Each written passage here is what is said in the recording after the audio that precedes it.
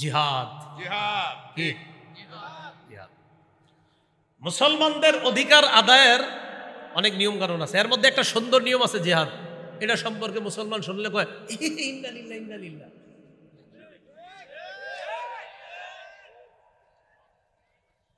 এটা থেকে মুসলমান বিমুখ, গাফেল, উদাসীন মুসলমান। খুব সাবধান। সূরা তাওবা 38-39 নম্বর আয়াতে আল্লাহ বলেন, মালাকুম ইদা কিলা লাকুম ইনফিরু ফি সাবিলিল্লাহি সাকালতুম ইলাল আরদ ইয়া আইয়ুহাল্লাযীনা আমানু মা লাকুম ইদা কিলা লাকুম ইনফিরু ফি সাবিলিল্লাহি সাকালতুম ইলাল আরদ। আচ্ছা, তোমাদের কি হলো?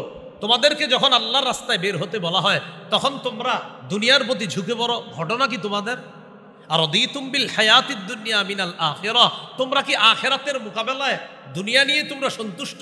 ফামা মাতাউল হায়াতিদ দুনিয়া ফিল আখিরাতি ইল্লা কলিল, অথচ আখিরাতের মোকাবেলায় দুনিয়ার ভোগ বিলাস সামান্য কিছু ছাড়া আর কিছুই না। অথচ তোমাদেরকে যখন বলা হয় জিহাদের কথা তখন তোমরা দুনিয়ার প্রতি আমনে যান, আমি ঘরে থাই।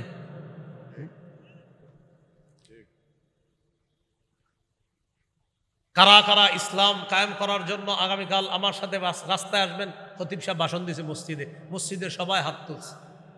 পরের দিন মা বাবা বুঝাইছে, হুজুরের কাম হুজুরে করতে দে, তুই ঘরে বয়ে থাক,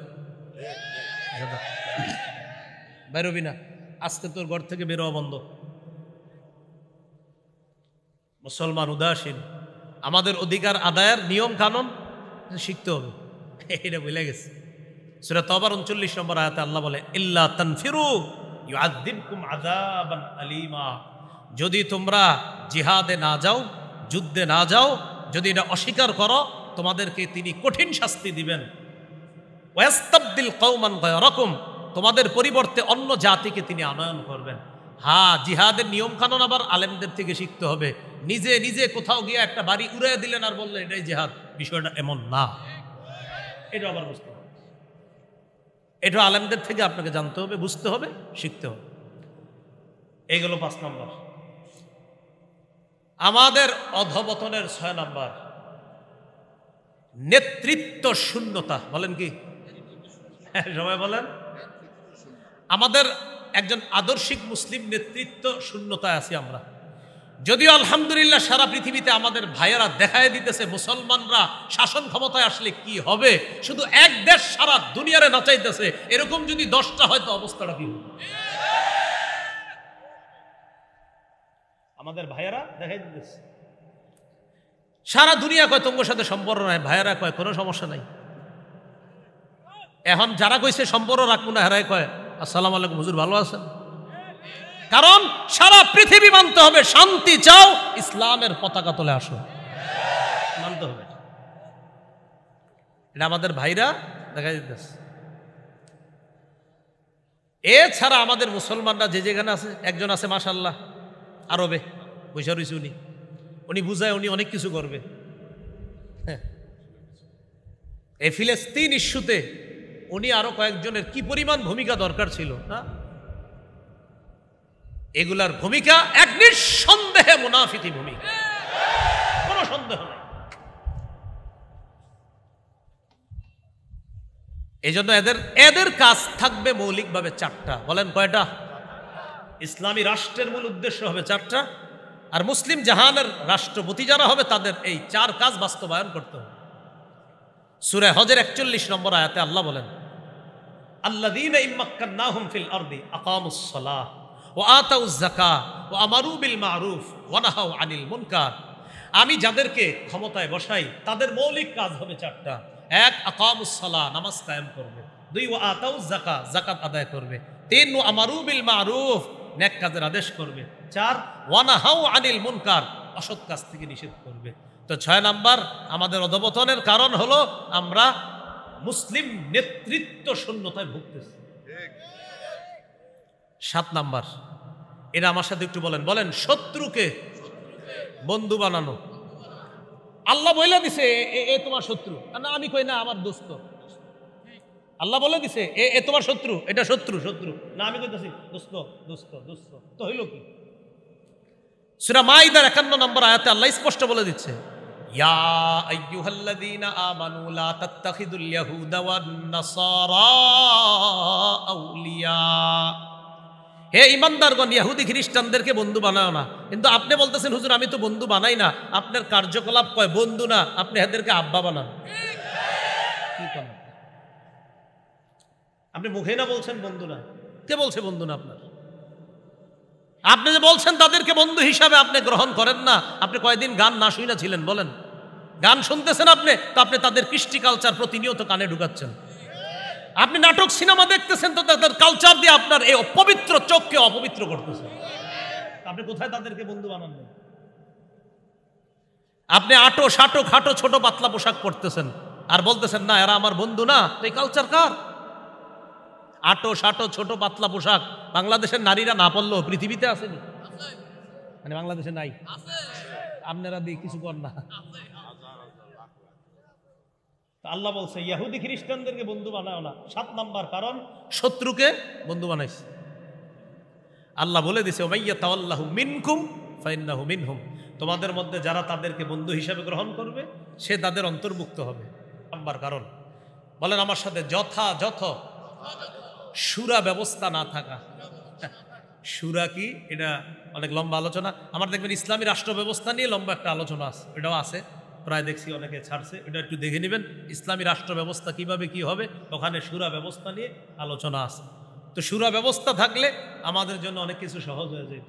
সূরা আলী ইমরানের 159 নম্বর আয়াতে আল্লাহ বলেন ওয়াশাবিরহুম ফিল নবীরে বলছে সব বিষয়ে আপনি ফিল আমরি, বিভিন্ন বিষয় ইত্যাদি বিষয়, গুরুত্বপূর্ণ বিষয়, ওই বিষয় ইত্যাদি বিষয়ে তাদের সাথে আপনি আলোচনা করেন। তো সুরা মাশওয়ারা করা, পরামর্শ করা, এটার অনেক গুরুত্ব। কথা হলো আমাদের সবার একটাই কথা, হুজুর পরামর্শটা করবো কার সাথে? এই জন্য সুরা ব্যবস্থা এটা একটা যথাযথ থাকা দরকার ছিল। দিনের উপর কে কতটুকু পরিমাণ অবিচল থাকতে পারলাম এটা দেখার বিষয়।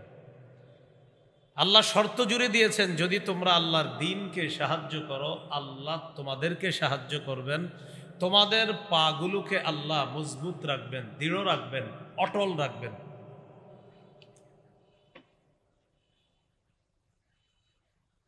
সূরা হজ 39-40 নম্বর আয়াত আল্লাহ পাক রব্বুল আলামিন বলেন উযিনা লিল্লাযীনা ইউকাতালুনা বিআন্নাহুম যুলিমু ওয়া ইন্নাল্লাহা আলা নাসরিহিম লাকাদির। উযিনা অনুমতি দেওয়া হলো, লিল্লাযীনা ইউকাতালুন যাদেরকে আক্রমণ করা হচ্ছে তাদেরকে জিহাদের অনুমতি দেওয়া হলো। যাদেরকে আক্রমণ করা হচ্ছে তাদেরকে জিহাদের অনুমতি দেওয়া হলো। কেন? বিআন্নাহুম যুলিমু, কারণ যাদেরকে আক্রমণ করা হচ্ছে বিআন্নাহুম যুলিমু, তাদের প্রতি জুলুম করা হয়েছে, তারা মাজলুম। এই আয়াতে উদ্দেশ্য হলো মক্কার 13 বছর ইউকাতালুনা শুধু আক্রমণ করা হয়েছে, মুসলমানদের উপর 13 বছর শুধু আক্রমণ করা হয়েছে। সবর এবং সংযমের মাধ্যমেই জবাব দেওয়া ছাড়া আর কোনো অনুমতি ছিল না মুসলমানদের। 13 বছর শুধু সংযম আর সবর, এটাই জবাব। আক্রমণের জবাব কি? সবর, সংযম। 13 বছর পর উযিনা লিল্লাযীনা ইউকাতালুনা, যাদেরকে আক্রমণ করা হচ্ছে তাদেরকে জিহাদের অনুমতি দেওয়া হলো। কেন? বিআন্নাহুম যুলিমু, কারণ তাদের প্রতি অবিচার করা হয়েছে, জুলুম করা হয়েছে, তারা নির্যাতনের শিকার, তারা মাজলুম। ওয়া ইন্নাল্লাহা আলা নাসরিহিম লাকাদির। যারা মাজলুম, যাদের উপর আক্রমণ করা হয়েছে, তারা সংখ্যায় কম বেশি কোনো ব্যাপার না। আল্লাহ এই সংখ্যা এটা কম হোক আর বেশি হোক, তাদেরকে বিজয়ী করতে আল্লাহ সক্ষম। তাদেরকে বিজয়ী করতে আল্লাহ সক্ষম। আল্লাযীনা উখরিজু মিন দিয়ারিহিম বিগাইরি হাক্কিন ইল্লা আন ইয়াকুলু রাব্বুনাল্লাহ, যাদেরকে অন্যায়ভাবে তাদের ঘর থেকে বের করে দেওয়া হয়েছে, সাহাবায়ে কেরামকে বের করে দেওয়া হয়েছে, নিজেদের সম্পদ বাড়িঘর সব থেকে তাদেরকে বের করে দেওয়া হলো, বিগাইরি হাক্কিন, অন্যায়ভাবে। অপরাধ কি ছিল? ইল্লা আন ইয়াকুলু রাব্বুনাল্লাহ, শুধুমাত্র এই কারণে তাদেরকে অন্যায়ভাবে তাদের ঘর বাড়ি থেকে বের করে দেওয়া হলো, তারা বলেছে আমাদের রব হলেন আল্লাহ। বলেন আমাদের রব কে? বাস এটা কেন বলছে? এই কারণে 13 বছর নির্যাতন করা হয়েছে, 13 বছর জুলুম করা হয়েছে, ঘর বাড়ি থেকে বের করে দেওয়া হয়েছে। অপরাধ, তারা বলছে আমাদের রব আল্লাহ। এবার আল্লাহ বলেন ওয়ালাউলা দাফউল্লাহিন নাস বা'দাহুম বিবা'দিল লাহুদ্দিমাত সাওয়ামি'ু ওয়া বি'আউ ওয়া সালাওয়াত ওয়া বি'আউ ওয়া সালাওয়াতু ওয়া মাসাজিদু ইউযকারু ফীহা ইসমুল্লাহি কাসীরা। যদি আল্লাহ একদল মানুষের মাধ্যমে অপর দলকে প্রতিহত না করতেন, জিহাদের বিধান দেওয়ার পর, জিহাদের বিধান দেওয়ার মাধ্যমে একদল মানুষের দ্বারা আরেক দল মানুষকে যদি আল্লাহ প্রতিহত না করতেন, লাহুদ্দিমাত সাওয়ামি'ু ওয়া বি'আউ ওয়া সালাওয়াত ওয়া মাসাজিদু ইউযকারু ফীহা ইসমুল্লাহি কাসীরা। লাহুদ্দিমাত, ধ্বংস করে দেওয়া হতো, নিশ্চিহ্ন করে দেওয়া হতো। সাওয়ামি'ু, খ্রিস্টানদের আশ্রম। সৌমা এর বহুবচন সাওয়ামি'। খানকা বা আশ্রমকে বলা হয় সৌমা, এর বহুবচন হলো সাওয়ামি'।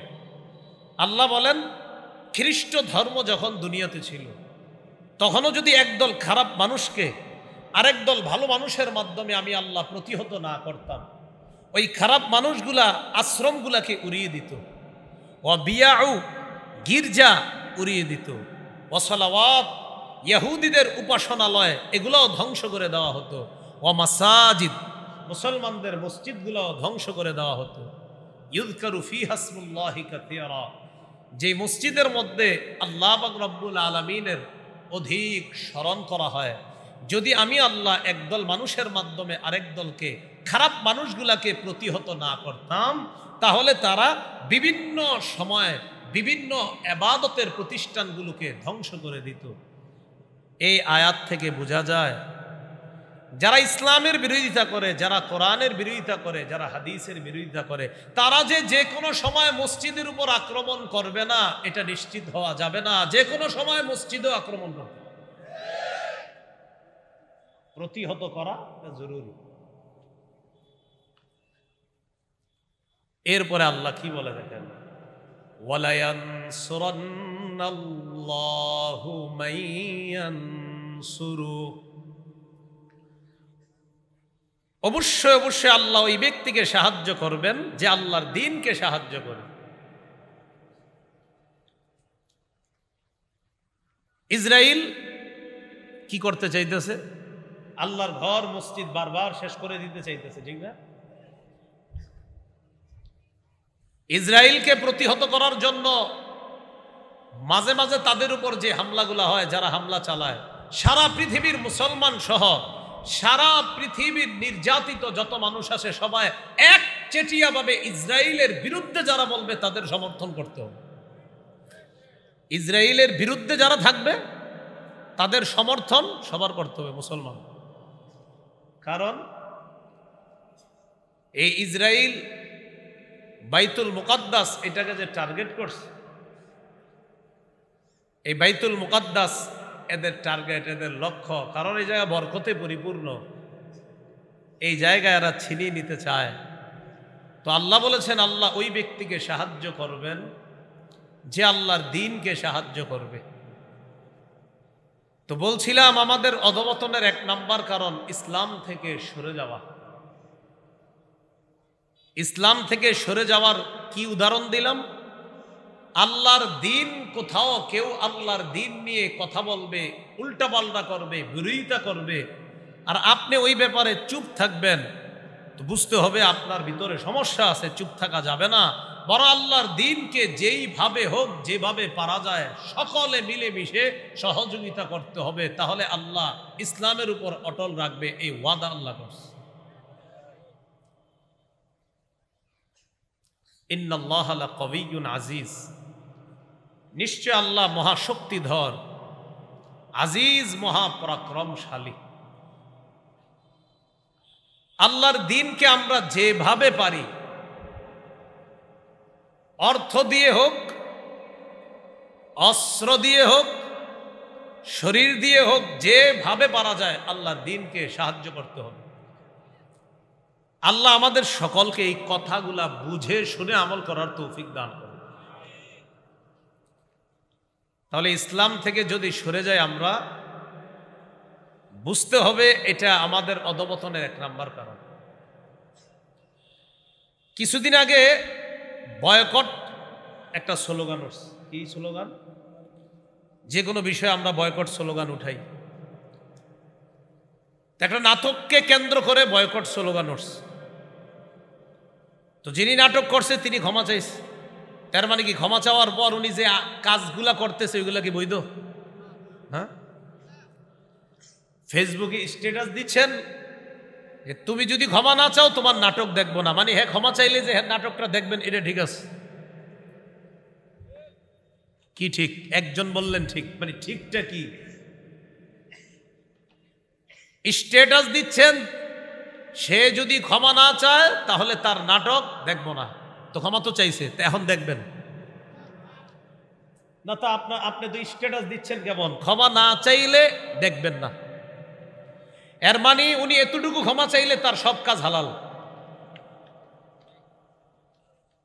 অথচ আল্লাহ কোরআনে বলেন ইন্নাল্লাযীনা ইউহিব্বুনা আন তাশিআল ফাহিশাতু ফিল্লাযীনা আমানু লাহুম আযাবুন আলীম, লাহুম আযাবুন আলীমুন ফিদ দুনিয়া ওয়াল আখিরাহ। 18 পারা হাফিজি কোরআন মাজিদ অনুযায়ী 11 নম্বর পৃষ্ঠার শুরু আয়াত। ইন্নাল্লাযীনা ইউহিব্বুনা আন তাশিআল ফাহিশা, যারা তাদেরকে ভালোবাসে, যারা এটা ভালোবাসে, আন তাশিআল ফাহিশা, যারা পছন্দ করে যে মুমিনদের মাঝে অশ্লীলতা ছড়িয়ে পড়ুক।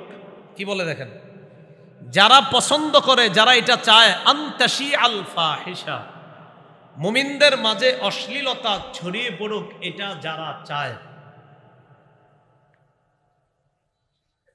লাহুম আযাবুন আলীমুন, তাদের জন্য যন্ত্রণাদায়ক শাস্তি। এখন আমি আপনার কাছে জানতে চাই, আপনাদের সকলের কাছে জানতে চাই, নাটক, সিনেমা এগুলার মাধ্যমে অশ্লীলতা ছড়িয়ে দেওয়া হচ্ছে কিনা? তো আপনি স্ট্যাটাস দিলেন এই ব্যাপারে ক্ষমা না চাইলে তার নাটক দেখব না, এর মানে তিনি ক্ষমা চাইলে তার অন্যান্য যে অশ্লীল কর্মগুলো আছে সেগুলাকে আপনি সমর্থন দিচ্ছেন। অথচ আল্লাহ বলছেন যারা এটা পছন্দ করে যে মুমিনদের মাঝে অশ্লীলতা ছড়িয়ে পড়ুক, তাদের জন্য দুনিয়া আখেরাতে কঠিন শাস্তি। বয়কট করার আগেও যেমন সেগুলা হারাম, বয়কটের পরেও ওই নাটক, সিনেমার অশ্লীলতা হারাম। এগুলাকে যারা সমর্থন করবে তারাও হারামকে সমর্থনকারী হিসাবে বলবে।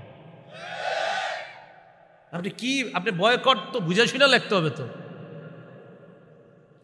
মানে আপনি আমারে বললেন হুজুর আপনি খালি এই আকামটা ছাড়েন, বাকি সব আকামগুলা মাইনে নিছি আপনার, মানে কি? একজনে অপরাধ করতেছে 50টা, তা আপনি বললেন একটা ছেড়ে দেন, 49টা অপরাধ মাইনে নিতেছে।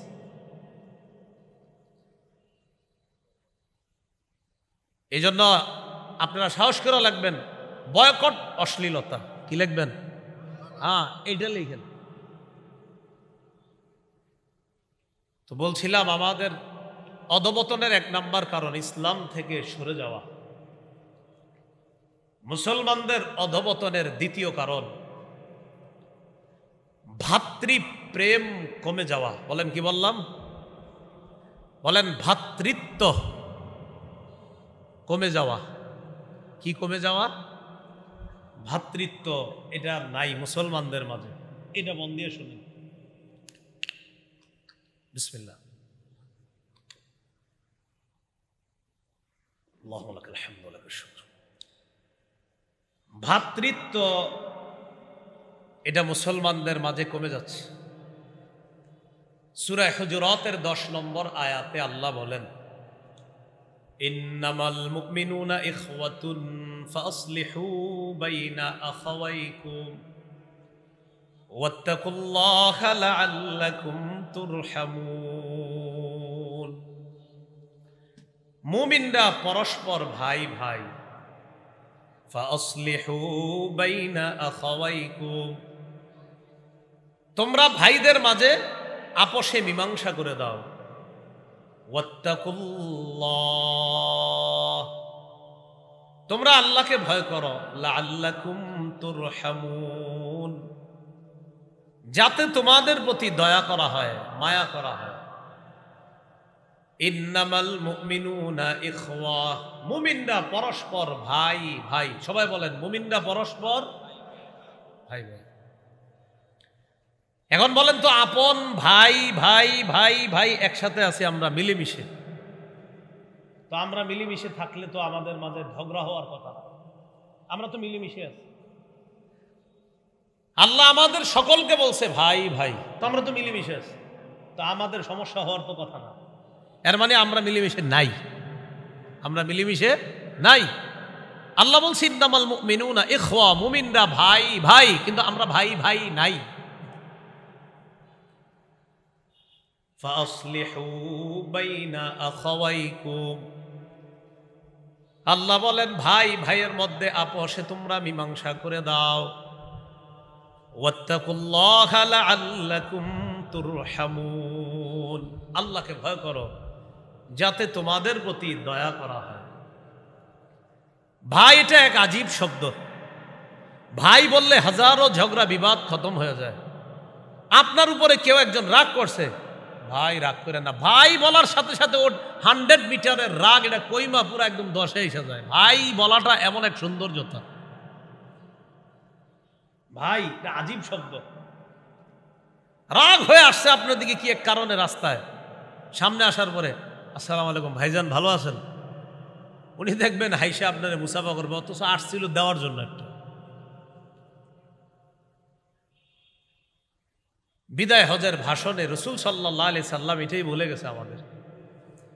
ইবনে হিশামের মধ্যে আসছে, বিদায় হজের ভাষণে সবাইরে ডাকছিল, বিদায়কে বললেন, ইয়া আইয়ুহান নাস ইসমাউ কওলি ওয়াকিলুহু, হে লোক সকল তোমরা আমার কথা শোনো, তোমরা আমার কথা বুঝো, জেনে রাখো আন্না কুল্লা মুসলিমিন আখুন লিল মুসলিম। বিদায় হজের এই ভাষণে আমি নবী সারা পৃথিবীর প্রত্যেকটা মুসলমান আরেক মুসলমানের জন্য ভাই বলে ঘোষণা করে দিলাম। ওয়া আন্নাল মুসলিমিনা ইখওয়া, নবী বলেন মুসলমানদের সম্পর্কটা হলো ভ্রাতৃত্বের সম্পর্ক। ভ্রাতৃত্বের সম্পর্ক আজীব এক সম্পর্ক। আল্লাহ নবী বলেন বিদায় হজের মধ্যে আমি তোমাদেরকে বলে গেলাম আন্নাল মুসলিমিনা ইখওয়া, মুসলমানদের সম্পর্কটা হলো ভ্রাতৃত্বের সম্পর্ক। এজন্য নবী এক বর্ণনায় যে উম্মত আল্লাহ নবী দেখে যায় নাই তাদেরকেও ভাই বলে সম্বোধন করছেন, ভাই ভাই। যে উম্মতদেরকে নবী দেখে নাই তাদেরকেও নবীজি ভাই বলছে। সুবহানাল্লাহ। সহিহ মুসলিমের বর্ণনা 472 নম্বর হাদিস। কবর জিয়ারত করতে গেছে নবীজি, কবর জিয়ারত করতে গেছে। عن أبي هريرة رضي الله تعالى عنه قال أن رسول الله صلى الله عليه وسلم أتى المقبرة فقال السلام عليكم دار قوم مؤمنين وإنا إن شاء الله بكم لاحقون রাসূলুল্লাহ সাল্লাল্লাহু আলাইহি সাল্লাম কবরস্থানে গেলেন।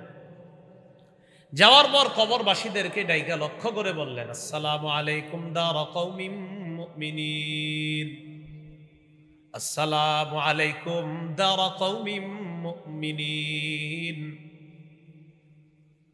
হে মুমিনরা, হে ওই সমস্ত মুমিনরা যেই জায়গায় তোমরা আছো, তোমাদের প্রতি সালাম। আসসালামু আলাইকুম, তোমাদের প্রতি সালাম। ও কবরবাসী ইমানদারগণ, তোমাদের প্রতি সালাম। ওয়া ইন্না ইনশাআল্লাহু বিকুম লাহিকুন, আল্লাহ চাইলে অচিরেই তোমাদের সাথে আমরাও মিলিত হব। ঠিক না? কবরস্থানে গিয়ে এইভাবে বলবেন, আসসালামু আলাইকুম দার কওমিম মুমিনিন ওয়া ইন্না ইনশাআল্লাহু বিকুম লাহিকুন। বাংলা হলো, হে কবরবাসী মুমিনগণ, তোমাদের প্রতি সালাম, অচিরেই আমরাও তোমাদের সাথে সাক্ষাৎ করব। ওয়াদিতু আন্না কদ রাআইনা ইখওয়ান। হঠাৎ আল্লাহ নবী বলেন, আমার আশা আমি যদি আমার ভাইদেরকে দেখতে পাইতাম। একটু বুঝেন এই জায়গাটা। নবী বলেন, আমার আশা, আমার মন চায়, ও সাহাবীরা, আমি যদি আমার ভাইদেরকে দেখতে পাইতাম, আমার মন চায় আমি যদি আমার ভাইদেরকে দেখতে পাইতাম। কাদেরকে? ভাই। তাহলে নবী মুখ দিয়ে কি বলছে বলেন তো? এটা কয়েকবার বলেন সবাই। কি বলছে? ভাই। কি বলছে? ভাই। তো সাহাবীরা নবীজিরে বললেন, আওয়ালাসনা ইখওয়ানাকা ইয়া রাসূলুল্লাহ, হুজুর আমরা কি আপনার ভাই না? সুবহানাল্লাহ, হুজুর আমরা কি আপনার ভাই না? নবী বললেন, আনতুম আসহাবী, তোমরা হলে আমার সাহাবী। সুবহানাল্লাহ। তাহলে ভাই কারা? ইখওয়ানুন আল্লাযীনা লাম ইয়াতু বাদু, আমার ভাই হলো তারা যারা এখনো দুনিয়াতে আসে নাই। আমরা নবীজি বললেন, আমার ভাই তারা যারা এখনো দুনিয়াতে আসে না। তো সাহাবীগণ বললেন, হুজুর এদেরকে আপনি চিনবেন কিভাবে, এরা যে আপনার ভাই? রাসূলুল্লাহ সাল্লাল্লাহু আলাইহি সাল্লামকে সাহাবীগণ জিজ্ঞাসা করলেন, কাইফা তারিফু মিন উম্মাতিকা, হুজুর আপনার উম্মতের মধ্যে ওই সমস্ত মানুষগুলা, কাইফা তারিফু মান লাম ইয়াতি বাদু মিন উম্মাতিক, আপনার উম্মতের যে এখনো আসেই নাই, যারা দেখেন নাই, কিভাবে চিনবেন এটা আপনার ভাই? নবীজি বললেন, শোনো, আরাআইতা লাউ আন্না রাজুলান লাহু খাইলুন গুররুম মুহাজ্জালাতুন বাইনা খাইলিন দুহমিন বুহমিন আলা ইয়ারিফু খাইলা। একটু বুঝেন কি করে। নবীজি বলেন, কোন ব্যক্তির সাদা কপাল বিশিষ্ট, সাদা হাত পা বিশিষ্ট, কোন ব্যক্তির সাদা কপাল বিশিষ্ট, সাদা হাত পা বিশিষ্ট একটা ঘোড়া যদি কালো ঘোড়ার মধ্যে থাকে, আলা ইয়ারিফু খাইলা, সে কি তার ঘোড়াটাকে চিনবে না? নবী বললেন, কোন ব্যক্তির সাদা কপাল বিশিষ্ট আর সাদা হাত পা বিশিষ্ট ঘোড়া, এটা যদি কালো ঘোড়ার মধ্যে থাকে, সে কি তার ঘোড়াটাকে চিনবে না? তো সাহাবীরা বললেন, হুজুর এটা তো সহজ, কালো ঘোড়ার মধ্যে সাদা, এটা এই প্রাণী চিনা তো এটা সহজ। নবীজি বললেন, ফাইন্নাহুম ইয়াতুনা ইয়াউমাল কিয়ামাতি গুররাম মুহাজ্জালিনা মিনাল উযু, আমার ভাইদেরকে যদিও আমি দেখি নাই ওযু করার কারণে, তাদের ওযুর অঙ্গগুলো এমন ভাবে চকচক করতে থাকবে, কিয়ামতের ময়দানে দেখে চিনতে পারবো এগুলাই হলো আমার ভাই। এজন্য নামাজ কম পড়বেন।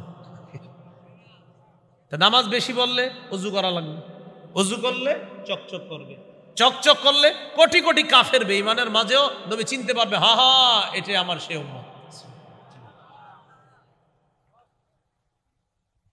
রাসূলুল্লাহ সাল্লাল্লাহু আলাইহি সাল্লাম বলেন, আমার ভাই তাদেরকে যদি আমি দেখতে পারতাম, তো তারা এখনো আসে নাই, কয় সমস্যা নাই, এদেরকে দেখলে আমি চিনবো, কোনো সমস্যা হবে না, তাদেরকে চিনতে আমার কোনো সমস্যা হবে না। তাহলে কি বুঝাইতে চাইলাম? ভাই এটা খুব মায়ার শব্দ। ভাই বললে অনেক কিছু সহজ হয়ে যায়। আল্লাহ আমাদের সকলকে কথাগুলো বোঝার তৌফিক দান করেন। সহিহ মুসলিমের বর্ণনা 2563 নম্বর হাদিস। আমাদের মাদ্রাসার পাঠ্যপুস্তক অনুসারে মোট হাদিস সংখ্যা হবে 3033টা, আর আপনাদের পকেটের হুজুর অনুযায়ী হাদিস নাম্বার হবে 6435।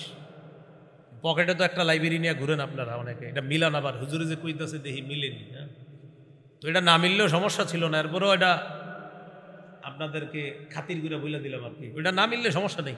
আমি যেটা বলছি এটাই আন্তর্জাতিক ওয়ার্ল্ডে ফলো করা হয়, আপনাদের পকেটে যেটা এটা ওয়ার্ল্ডে ফলো করা হয় না, মাথা রেখে।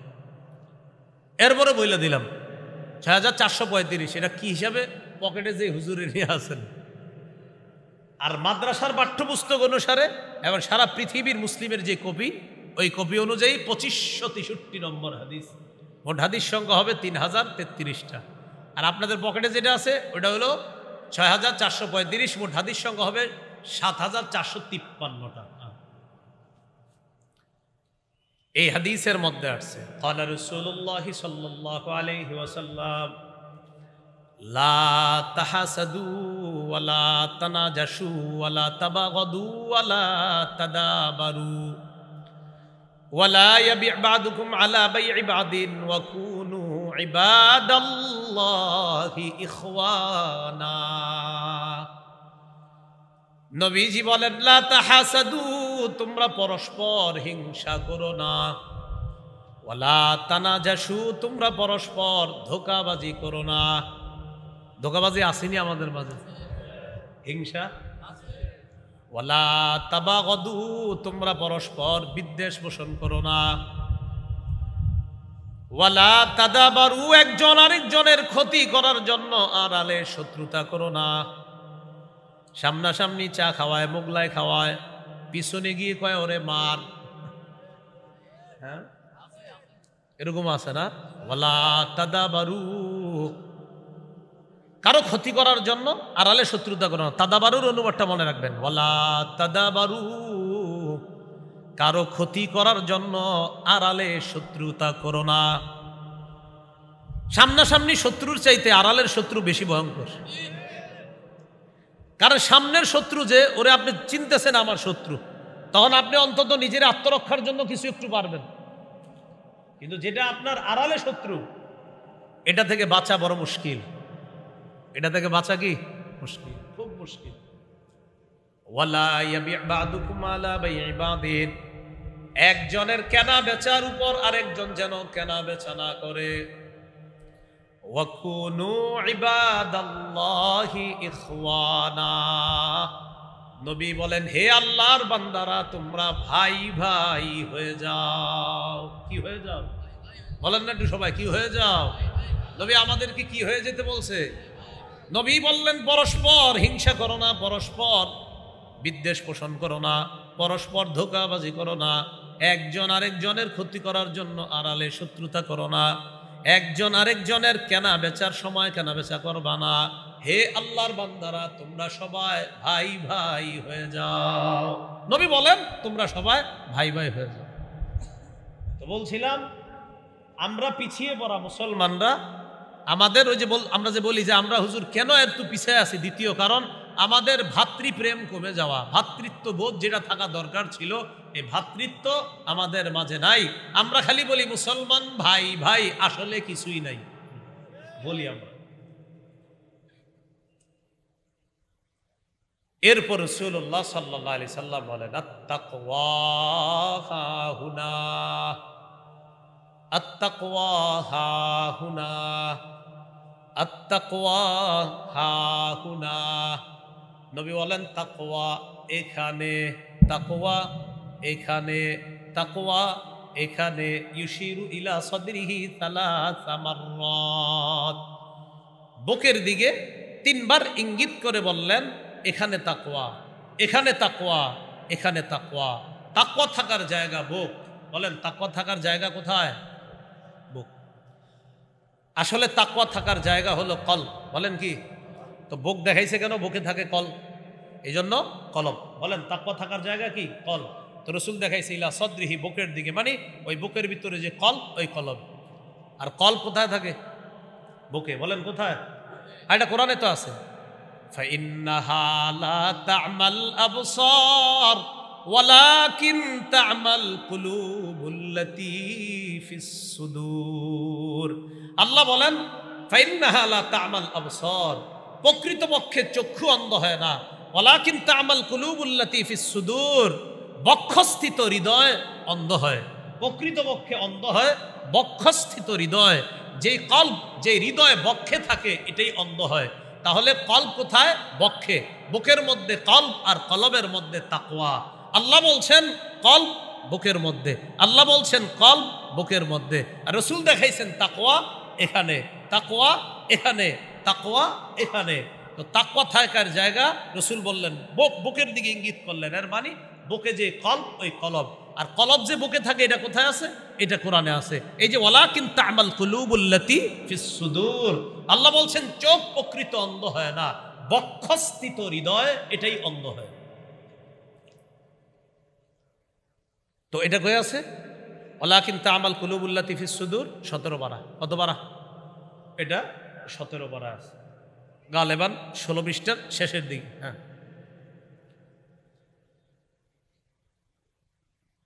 এরপর রাসূলুল্লাহ সাল্লাল্লাহু আলাইহি সাল্লাম বলেন বিহাসবিমরিইম মিনাশ শাররি আইয়াহতিরাকাহুল মুসলিম, কোন মুসলমান অপরাধী হওয়ার জন্য এতটুকুই যথেষ্ট, কোন মানুষ অপরাধী হওয়ার জন্য এতটুকুই যথেষ্ট, আইয়াহতিরা আখাহুল মুসলিম, সে তার মুসলমান ভাইকে তুচ্ছ তাচ্ছিল্য করা। সামনে আসেন তো, এই দেখেন, আমার দিকে তাকান, আসেন সামনে। কোন মানুষ, এই দেখেন রাসূল কি বলছে, বিহাসবিমরিইম মিনাশ শাররি আইয়াহতিরা আখাহুল মুসলিম, কোন মানুষ খারাপ হওয়ার জন্য এতটুকু যথেষ্ট, আমি আমার কোন মুসলমান ভাইকে সামান্য তুচ্ছ তাচ্ছিল্য করা কোনো কারণ ছাড়া, রাসূল বলছেন তুমি খারাপ হওয়ার জন্য এতটুকুই যথেষ্ট। তুমি তোমার কোনো মুসলমান ভাইকে তুচ্ছ তাচ্ছিল্য করা তোমার খারাপ হওয়ার জন্য এতটুকুই যথেষ্ট। তাহলে আমরা প্রকৃতপক্ষেই ভাই ভাই হব। বলেন মুসলমান মুসলমানের ভাই, বলেন মুসলমান মুসলমানের। তাহলে আমাদের অধঃপতনের দ্বিতীয় কারণ ভ্রাতৃত্ববোধ না থাকা। মূলত পক্ষে ভ্রাতৃত্ব যেমন থাকা উচিত ছিল, এটা আসলে নাই। ফিলিস্তিনের জন্য আসলে আমাদের কষ্ট লাগে কিনা, যদি মুখ দিয়া বলি লাগে, কিন্তু আসলে কলবে লাগে না, তো বুঝতে হবে আমার মাঝে ভ্রাতৃত্ববোধ নাই। কারণ নবীজি বলছেন সারা পৃথিবীর সব মুসলমান কাজাসাদিন ওয়াহিদ, একটা দেহের মতো। কেন আপনারা বলেন আমার দেহের হাতে ব্যথা পাইলে এই ব্যথা কি শুধু হাতে, না আমার পুরো দেহে অনুভব হয়? পৃথিবীর কোনো এক জায়গায় কোনো মুসলমানের উপর যদি আঘাত আসে, কোনো মুসলমানের শরীর যদি ব্যথা করে, সারা পৃথিবীর মুসলমানদের শরীর ব্যথা করতে হবে। এটা হলো ভাই, এটা হলো ভাই, এটা হলো এক দেহ। তাহলে আমরা কোরআন হাদিস থেকে দুইটা গুরুত্বপূর্ণ বিষয় জানলাম। এক হলো ভাই, আর রাসূল বলছে ভাই মানে একটা দেহ, তোমরা সবাই একটা দেহ, এক দেহ, তোমরা এক দেহ, তোমরা পুরা পৃথিবীর মুসলমান, একটা শরীর, একটা দেহ। এবার দেখেন কবরস্থানে, কবরের সামনে বৈশা নবীজি সাল্লাল্লাহু আলাইহি সাল্লাম কান্না করছে। কবরের সামনে বৈশা নবীজি কান্না শুরু করে দিছে। কান্না করতে করতে এক পর্যায়ে ওই অবস্থায়ও সাহাবায়ে কেরামকে রাসূল সাল্লাল্লাহু আলাইহি সাল্লাম সম্বোধন করছে ও ভাই সব বইলা। কি বইলা সম্বোধন করছে? ও ভাই সব, এই বইলা সম্বোধন করছে কবরের সামনে। ইবনে মাজাহ 4195 নম্বর হাদিসে আছে। ইবনে মাজাহ 4195 নম্বর হাদিস। বারা ইবনে আযিব রাদিয়াল্লাহু তাআলা আনহুর বর্ণনা, তিনি বলেন কুন্না মা রাসূলিল্লাহি সাল্লাল্লাহু আলাইহি ওয়াসাল্লাম ফি জানাজা, নবীর সাথে এক জানাজায় আমরা ছিলাম, নবীর সাথে এক জানাজায় অংশগ্রহণ করলাম। জানাজার অংশগ্রহণ করার পর কবরের সামনে আল্লাহর রাসূল বসে গেলেন। কি কয় দেখেন, জালাসা আলা শাফিরিল কবর, আল্লাহ নবী কবরের কিনারায় বসে গেলেন, কবরের পাশে বসে গেলেন। এই ব্যাপারে দেখবেন আমার মনে হয় লম্বা একটা বয়ান আছে, কবরের প্রথম রাত একটা বয়ান আছে না, ওইটা অনেক লম্বা, ওই জায়গায় পুরো বিষয়টা আছে। তো একটু খালি শোনেন, নবীজি কবরের পাশে বসলেন, বসার পর ফাবাকা হাত্তা বাল্লাত তারাব, রাসূলুল্লাহ সাল্লাল্লাহু আলাইহি সাল্লাম কান্না শুরু করলেন। কান্না করতে করতে কি বলতেছে দেখেন, রসুলের চোখের পানি দ্বারা মাটি ভিজে গেছে। নবী এত পরিমাণ কান্না করলেন, নবীজির কান্নার কারণে মাটি ভিজে গেছে। এক পর্যায়ে আমাদের দিকে তাকায় বললেন, ও ভাই সব তোমরা শোনো, লিমিসলি হাযা ফাআইদ্দু, এই কবরে যাদেরকে রাখা হয়, তোমাকে আমাকে আমাদেরকে রাখা হবে। এই কবরে আজকে যাকে রাখা হচ্ছে তার যে অবস্থা হবে, তারে যেমন মাটির নিচে রাখা হবে, তোমাদেরকেও মাটির নিচে রাখা হবে। অতএব তোমরা সবাই প্রস্তুতি নাও। লিমিসলি হাযা ফাআইদ্দু, ওই মুহূর্তে নবী সবাইয়ের বলছে, ইখওয়ানি, ও ভাই সব, ও আমার ভাইয়েরা, তোমরা এই অবস্থার জন্য প্রস্তুতি গ্রহণ করো। ওই কঠিন মুহূর্তে নবী সাহাবীদেরকে বলেছিলেন, প্রিয় ভাই সব, এই কঠিন মুহূর্তের জন্য তোমরা প্রস্তুতি গ্রহণ করো। এখানে আমার কবরের আলোচনা করার উদ্দেশ্য ছিল না, কবরের বিষয়টা বলা উদ্দেশ্য ছিল না, সেটা বোঝানো উদ্দেশ্য ছিল এত কঠিন একটা মুহূর্তে নবী সবাইরে কত মায়ার একটা সুরে বললেন, ও প্রিয় ভাই সব, এই অবস্থার জন্য তোমরা তৈরি থাকো। বুঝাইতে চাইলাম ভাই জিনিসটা কত দামি। তা আমাদের অধঃপতনের দ্বিতীয় কারণ সম্পর্কে আমি আলোচনা করছিলাম, ভ্রাতৃত্ব নাই। সহিহ বুখারীর বর্ণনা 13 নম্বর হাদিস, একদম শুরুর দিকে হাদিসটা। এই হাদিসের মধ্যে আসছে, আন আনাস ইবনে মালিক রাদিয়াল্লাহু তাআলা আন আন্না রাসূলুল্লাহ সাল্লাল্লাহু আলাইহি ওয়াসাল্লাম قال لا يؤمن أحدكم حتى يحب لأخيه ما يحب لنفسه। নবী বলেন, তোমাদের মধ্যে কেউ ততক্ষণ পরিপূর্ণ ইমানদার হতে পারবে না। এটা সবাই মিলে একটু অনুবাদটা করি, বলেন, তোমাদের মধ্যে কোনো ব্যক্তি ততক্ষণ পরিপূর্ণ ইমানদার হতে পারবে না যতক্ষণ সে নিজের জন্য যা পছন্দ করে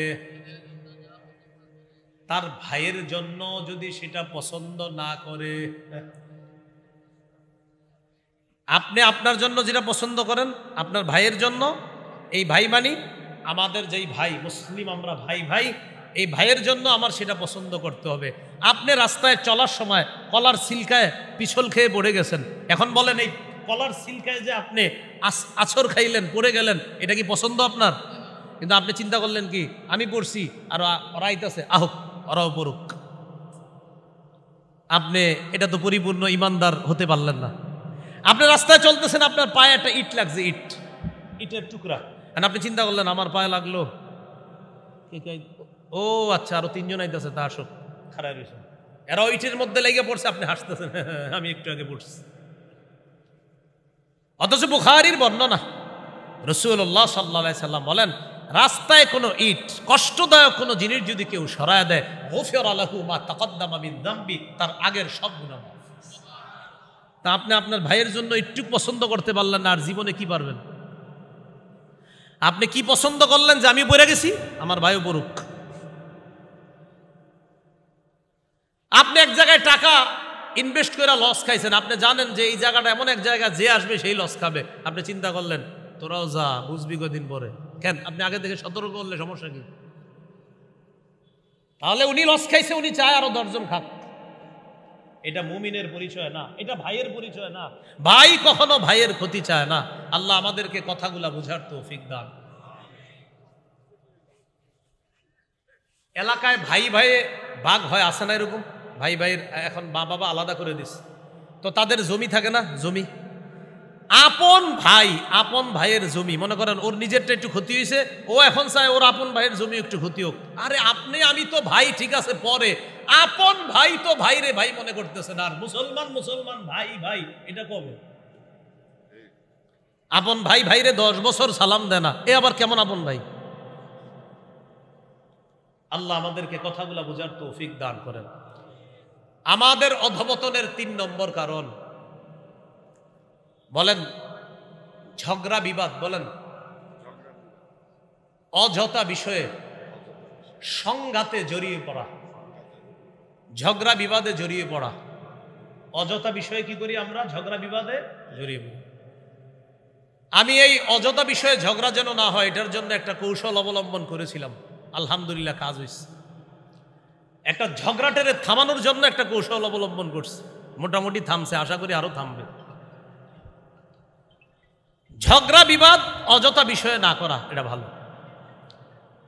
সূরা আনফালের 46 নম্বর আয়াতে আল্লাহ বলেন, وَأَطِيعُوا اللَّهَ وَرَسُولَهُ وَلَا تَنَازَعُوا فَتَفْشَلُوا وَتَذْهَبَ رِيحُكُمْ।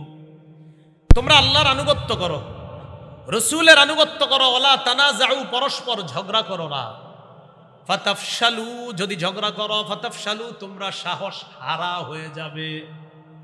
ওয়া তাযহাবা রিহুকুম, তোমাদের শক্তি কমে যাবে। ওয়াসবিরু ইন্নাল্লাহা মাআস সাবিরিন, তোমরা ধৈর্য ধরো, ধৈর্যশীলদের সাথে আল্লাহ আছে। আমার সাথে সবাই জোরে আওয়াজে বলবেন, বলেন ইসলামের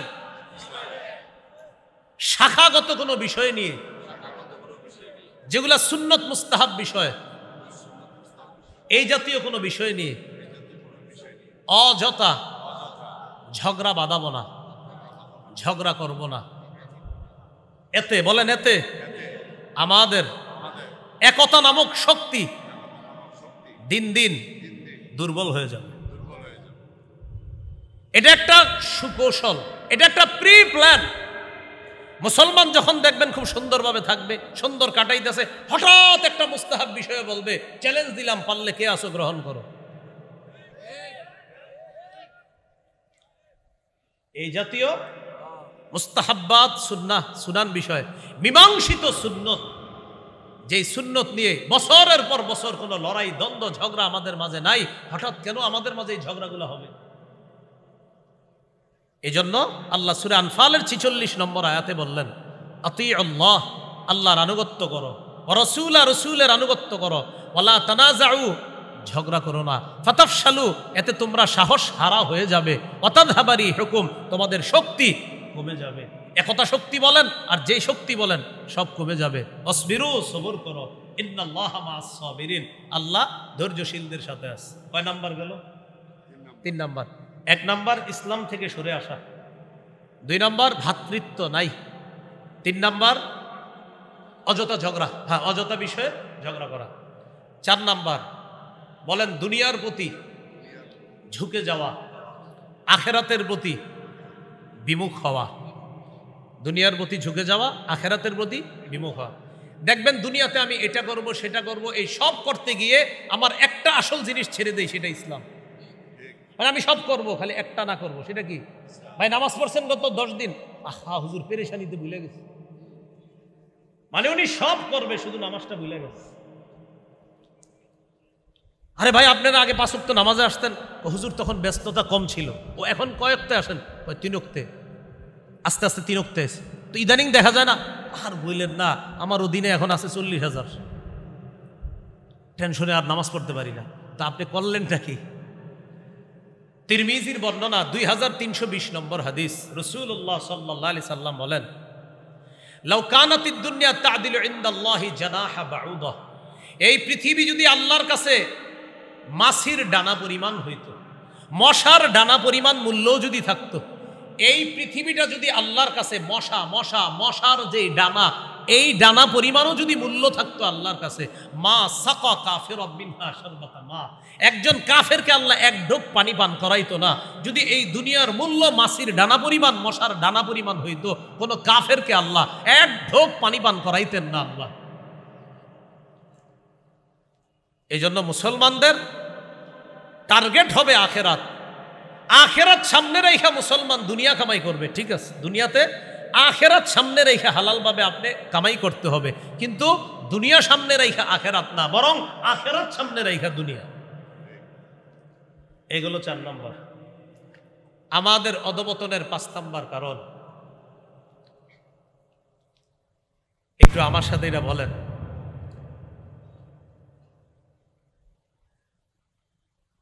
বলেন আমাদের বলেন সবাই, আমাদের অধিকার আদায় করার একটা সত্য নিয়ম আছে। এই নিয়মটা থেকে আমরা উদাসীন। তাহলে আমরা আমাদের অধিকার লক্ষ্য আদায়ের একটা সত্য নিয়ম করানো আছে, সত্য যেটা সঠিক। এইগুলা এই 8টা কারণ বললাম, মনে থাকবে না 8 কারণ। 1 নাম্বার ইসলাম থেকে সরে যাওয়া। 2 নাম্বারটা গুরুত্ব দিয়েছিলাম, বলতে কি ভ্রাতৃত্ব আমাদের নাই। আমরা সবাই বলি মুসলমান ভাই ভাই, আসলে নাই। এরকম আমরা বলি ভাই ভাই ভাই ভাই, তো নাই। এটা 2 নাম্বার। 3 নাম্বার কারণ ছিল আমরা পরস্পর অযথা বিষয়ে বিবাদে জড়িয়ে যাওয়া। 4 নাম্বার কারণ ছিল দুনিয়ার প্রতি আসক্ত হয়ে যাওয়া আর আখেরাতের থেকে আমরা বিমুখ হয়ে যাওয়া। 5 নাম্বার কারণ ছিল আমরা আমাদের মৌলিক অধিকার আদায়ের কিছু নিয়ম নীতি ছিল, এর মধ্যে একটা ছিল জিহাদ। এটার ব্যাপারে আমরা একদম টোটাল উদাসীন, এই পবিত্র বিধানটা সম্পর্কে আমরা জানি না। 6 নাম্বার আদর্শ একটা নেতৃত্ব দরকার ছিল আমাদের, এটা আমাদের নাই। 7 নাম্বার শত্রুরে আমরা বলি দোস্ত, শত্রুকে আমরা বলি বন্ধু। 8 নাম্বার একটা যথাযথ পরামর্শ কমিটি ব্যবস্থা থাকা দরকার ছিল। এই জন্য আসলে আমরা পিছিয়ে যাচ্ছি। তো আমি এই কথাগুলা কেন বললাম, আমাদের নীতি নির্ধারক ওলামায়ে হজরত যারা, তাদের কানেও ওই কথাগুলো পৌঁছে যাবে। তো তাদের কানে যেন পৌঁছে, আপনাদের সবার কানেও পৌঁছে গেছে আশা করি। তো এই জন্য মানে আমার মনে হলো আর কি, এই কারণে আমার আরও আছে অবশ্যই কারণ। এই জন্য আমি মৌলিকভাবে 8টা কারণ বললাম, যে এই কারণে আমাদের পিছিয়ে যাওয়া। আরও অনেক কারণ আছে, কোরআন সুন্নাহ আরও পড়াশোনা করলে নিঃসন্দেহে আরও অসংখ্য কারণ বের হবে। আল্লাহ আমাদের সকলকে আমরা ভাই ভাই হয়ে থেকে যেন আমরা সামনের দিনগুলো আসলে আমাদের কি করণীয়, কি বর্জনীয়, আমাদের কি করা উচিত আর আমরা কি করতেছি, কি ছাড়া উচিত আর কি ছাড়ছি না, আমরা এই বিষয়গুলো যেন আমরা জেনে বুঝে আমরা আমল করতে পারি। আমাদের জীবনটা সুন্দর করে সাজিয়ে আখেরাতে আমরা একসাথে আল্লাহর রহমতের ছায়া তোলে আমরা যেন পুলসিরাত পার হয়ে জান্নাতে আবার সাক্ষাৎ করতে পারি। আল্লাহ তৌফিক দান করেন। সুবহানাল্লাহি ওয়া বিহামদিহি, সুবহানাকাল্লাহুম্মা ওয়া বিহামদিকা, আশহাদু আল্লা ইলাহা ইল্লা আনতা, আস্তাগফিরুকা ওয়া আতুবু ইলাইক। আসসালামু আলাইকুম ওয়া রাহমাতুল্লাহ।